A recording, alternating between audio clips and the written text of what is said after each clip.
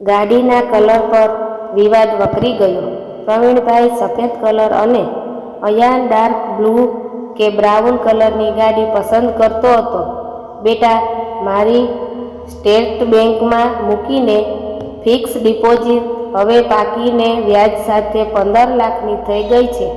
હવે મારે તેને ફિક્સમાં મૂકવા નથી. શું કરશું? પ્રવીણભાઈએ પોતાના ડૉક્ટર પુત્ર મનોજને પ્રશ્ન કર્યો. મારે જરૂર નથી. તમારે જ્યાં વાપરવા હોય ત્યાં વાપરો. ડૉક્ટર મનોજે જે જવાબ આપતા કહ્યું. તેની પ્રાઇવેટ પ્રેક્ટિસ સારી ચાલતી હતી. વળી તેને પત્ની માલતીને પણ બેંકમાં ઓફિસર હોવાથી પગાર સારો હતો. મારી મોટર હવે જૂની થઈ ગઈ છે. મારી ઈચ્છા તેને બદલીને નવી મોટર લેવાની છે. પ્રવીણભાઈએ કહ્યું. પપ્પા, તમને 28 વર્ષ તો થયા. હવે નવી મોટર તમને ચલાવતા પણ તકલીફ પડે છે. મનોજે જવાબ આપતા કહ્યું. તારી વાત સાચી છે. મને સંભળાય છે ઓછું અને ચલાવતા હાથ ધ્રુજી જાય છે, પણ ધીમે ધીમે ચલાવતા વાંધો નથી આવતો. મારે ક્યારે હાઈવે પર ડ્રાઇવિંગ કરવા જવું છે. પ્રવીણભાઈએ જવાબ આપ્યો. સારું પપ્પા, તમારી ઈચ્છા. મનોજે પપ્પાની ઈચ્છાને માન આપતા કહ્યું.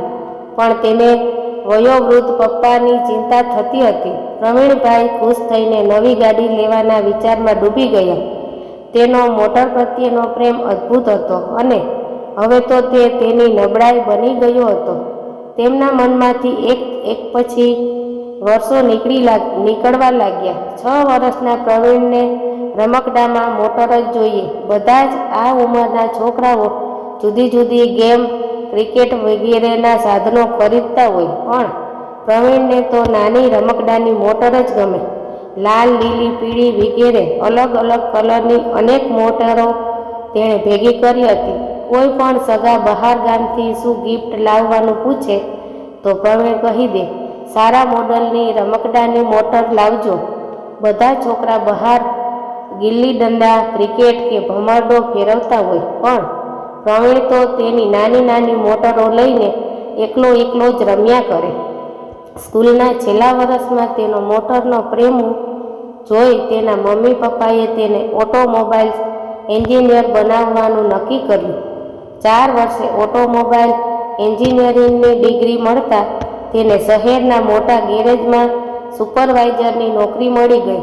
એ જમાનામાં તો ફક્ત 3 જ કંપનીની મોટરો જ મળતી હતી, એમ્બેસેડર, ફિયાટ અને સ્ટાન્ડર્ડ. પણ પ્રવીણભાઈ કાબેલ એન્જિનિયર હતા.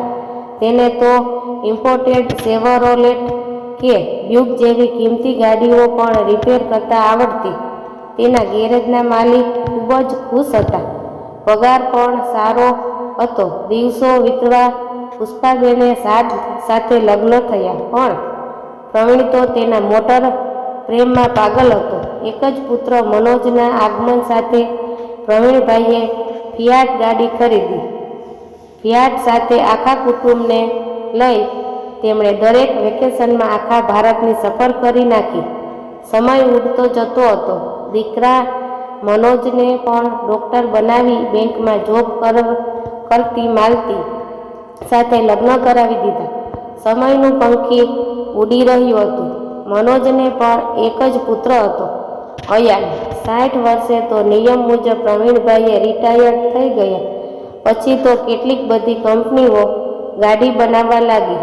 મારુતિ, સુઝુકી, ટાટા મોટર્સ વગેરે જાણીતી કંપનીઓએ સુંદર મોડલો અને કામગીરી સાથે માર્કેટ પર આક્રમણ કરી દીધું.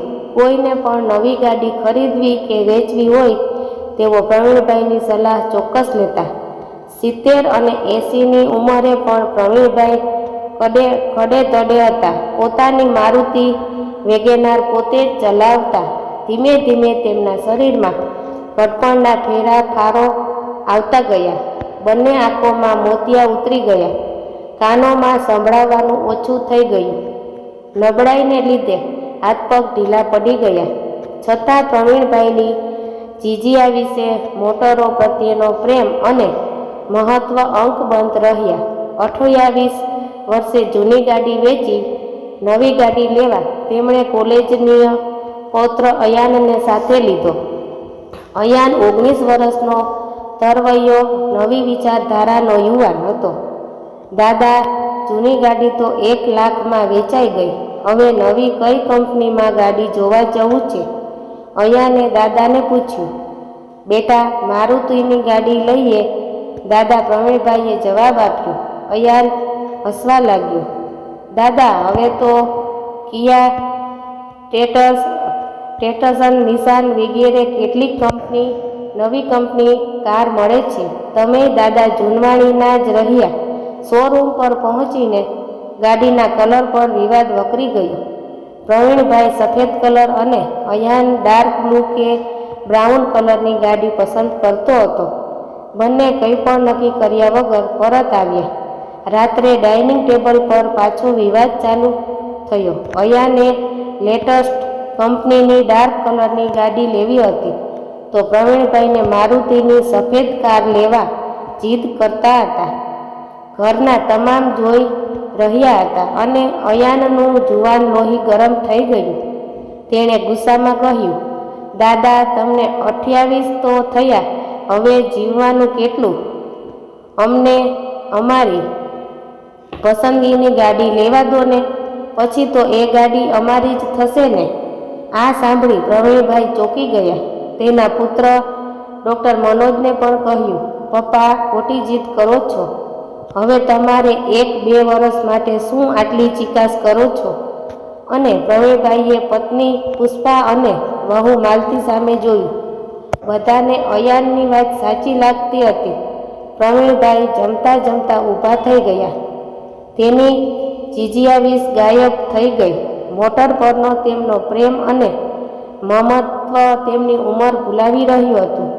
તે ચિંતામાં સૂતા, પૈસા બધા મારે જ ખર્ચવાના, છતાં મારી કોઈ પસંદ કે ઈચ્છા જ નહીં.